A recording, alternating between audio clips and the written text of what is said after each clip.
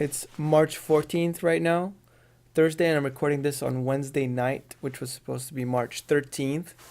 And today, what I'm mainly going to do is go over some of the trades, show you my huge gains, enormous gains over the last couple of days since last time I made a video. Oh, by the way, this is the vlog or video log that takes 30,000 to a million. So hopefully you're doing the same thing. I don't understand why you wouldn't be.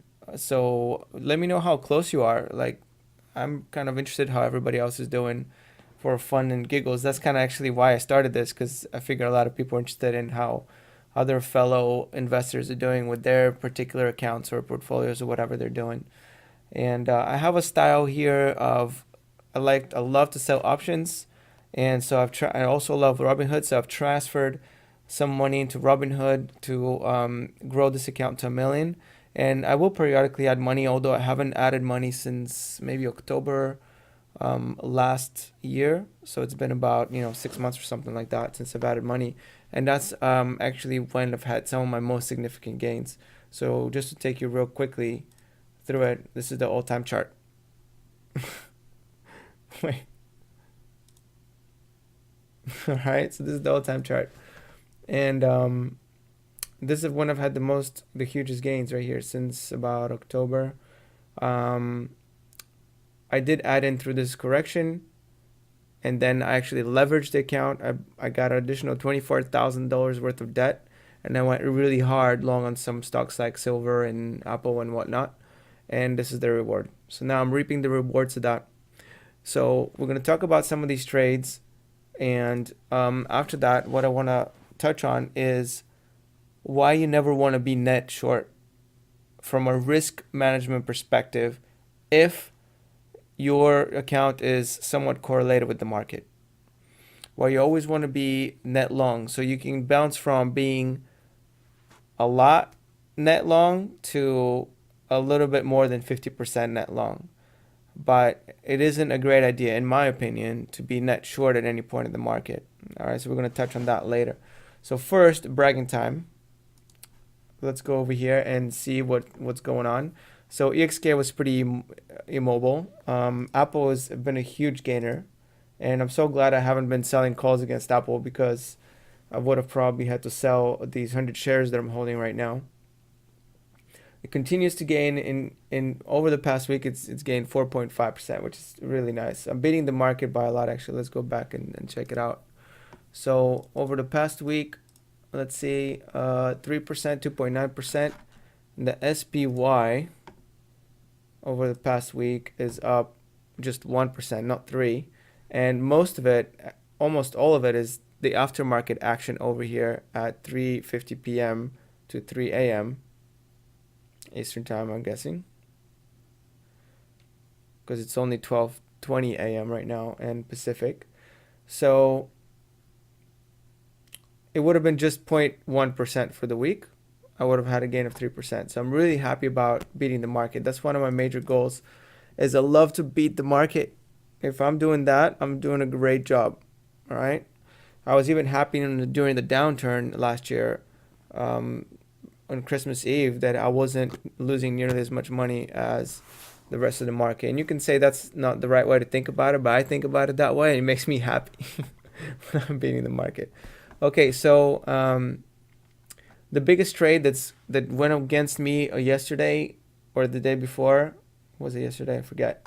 Was this Spotify trade? I sold a call spread on it, and my liabilities increased from like $75 to $290, something like that.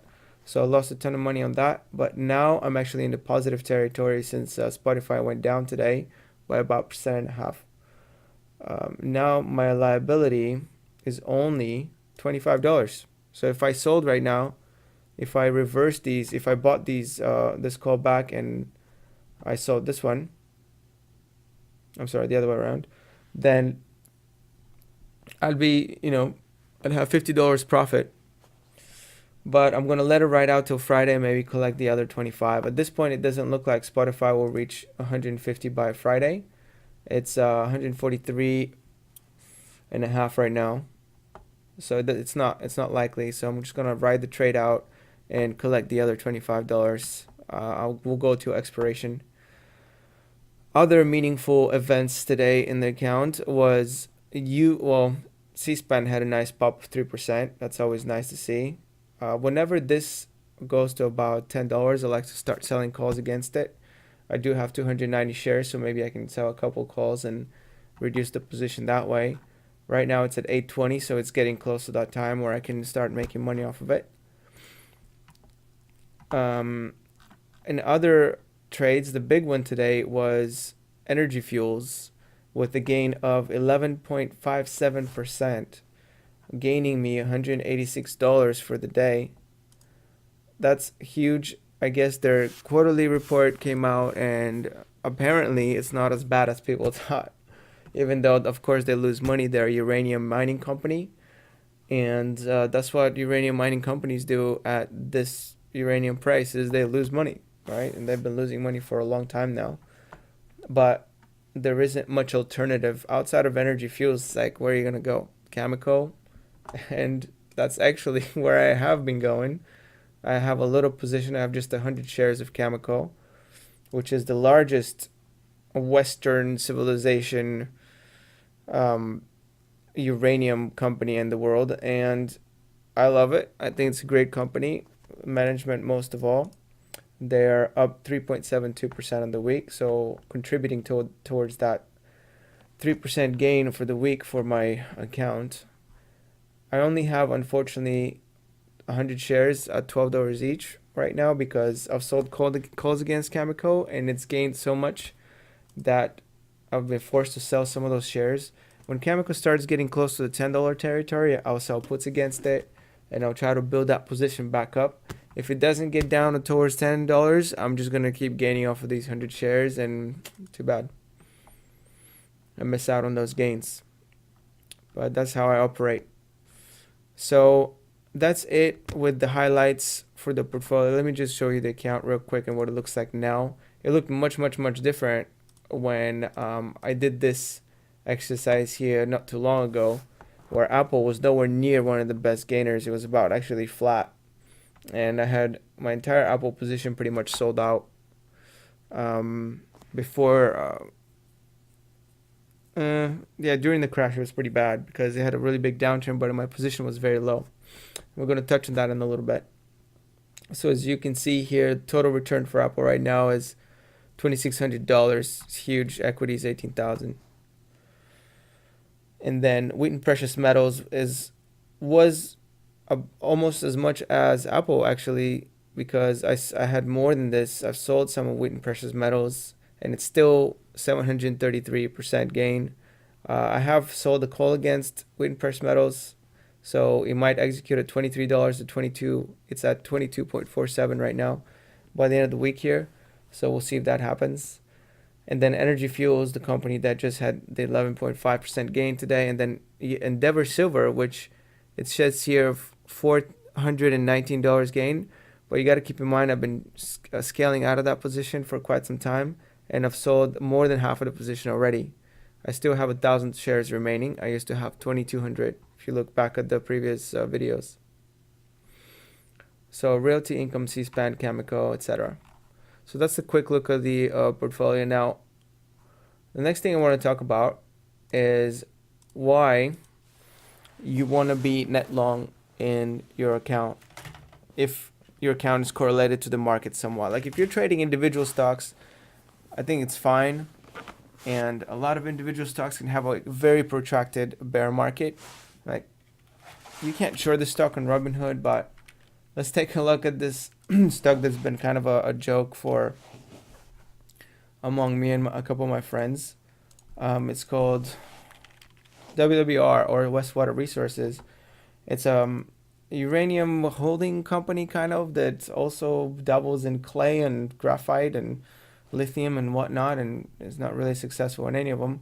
But as you can see, it's in a very protracted bear market because it's had to dilute and go to shareholders for cash to sustain itself for a very long time now, many years, like 5 years. And you can see how it's lost 99.59% of its value. So if this is the only position you hold and you want to be net long if that's your account. That's fine. I mean, net short. That's fine. You can be bearish on it, and it works. But for markets, there isn't really a historical example out there. So let's pull up the SPY, which is the Spider SPDR, excuse me, S&P 500 exchange traded fund that tracks the price of the index roughly. It has an expense ratio. If you're interested in purchasing it, you got to do your own homework. So if we pull out to the 5-year chart, which is the longest we can pull out in Robinhood, you can find a longer term chart elsewhere, and you'll find the same thing, that when you take out a period of 5-10 years, let's say 10 years, you won't find a point, or it's almost impossible to find a point where the market didn't recover for that long, right? Maybe if you're in Japan or something, they're just now coming back to all-time highs after like 30 years, or the Great Depression in 29, but it took quite a bit of time for the market to clear its all-time highs, but it always has done it, right? You can point to, in the last 120, 30, or even more, hundreds of years, a point in a market index that was later overcome 10, 15 years later, the maximum, or maybe in extreme cases sometimes longer, but there's always a new time high. So if you make a mistake, if you're into risk mitigation, and it's always much safer to be net long. So if you're bearish on it, let's say in July 17, 2015, I'm feeling bearish on the market for whatever reason. I have my own reasons, whether it's technical, fundamental, doesn't matter. So I might go 60-40. I might go 60% long, 40% short, and then I survive this downturn better than the market. Okay, and then maybe I can go a little bit more extreme here and go 80% long, 20 short, and so forth. Maybe go 100% long. It's much safer to go 100% long than go 100% short. So short and long, it's like term for being long means bullish or positive, that you think that market's going to go up, and short meaning that you're bearish or you think market's going to go down. So fairly common terms. If you didn't know them, now you do. So you can't find a point. So let's say this point over here, 192.59. Yes, a few months later, 187.95, right? But then this point of 190, whatever it was, 192.59, we may never see it again, right? There's been lows in the 2000 in the 2000s or 1900s, right? Some lows in the 1900s will never be revisited again, right? There have been lows where, the Dow's been at 1,000, however many years ago. Pick your day at any point of the year. Time will not cure that. It's over, right? You can't ever get back to that level. For many reasons. The industry leaders change, there's population rise, there's economic developments, and most of all, dollar depreciation, right? What you are measuring, the instrument that you're using, okay, the instrument that you're using to measure all the stuff is depreciating, right? The ruler is changing. The ruler for measurement is changing for the stock market. The dollar officially, by the Federal Reserve standards and its own mission and goal, very open goal. It's not like some controversy or whatever. Like if you go and ask them direct question, they will confirm it. That's openly well-known policy, is that they're devaluing the dollar intentionally by about 2% per year.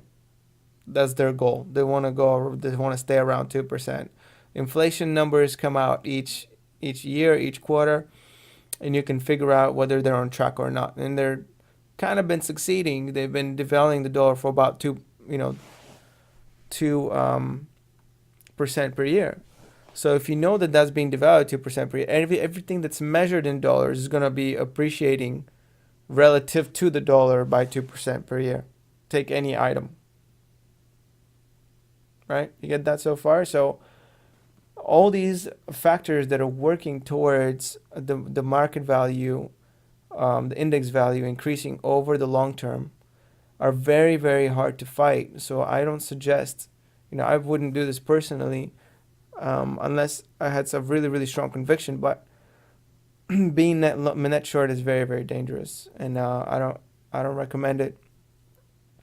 Now that's my idea, and I think from a risk management perspective, I think that's the if somebody asked me in person what I would recommend to do with their portfolios, that would be it. But it's not to say that you can't have shorts or buy insurance, meaning buy puts against, you know, on the SPY, for example, and protect yourself against a downturn that way for a period of time. There are many ways to play a bearish scenario without losing your shirt. All right, so that's what I got to say about being net long and net short on your account, and what I think from a risk management perspective, what that means. And I've also shown you some of the gains today. So I'm going to wrap it up right here. Thanks y'all for watching. I'll probably make another video tomorrow. Maybe very, very, very late if I do. Got a kind of a packed day tomorrow, but we'll see. If I can't make one during the day, I'll either make one really late or like on Saturday. Right, it's kind of a tough day. Okay, with that said, peace out.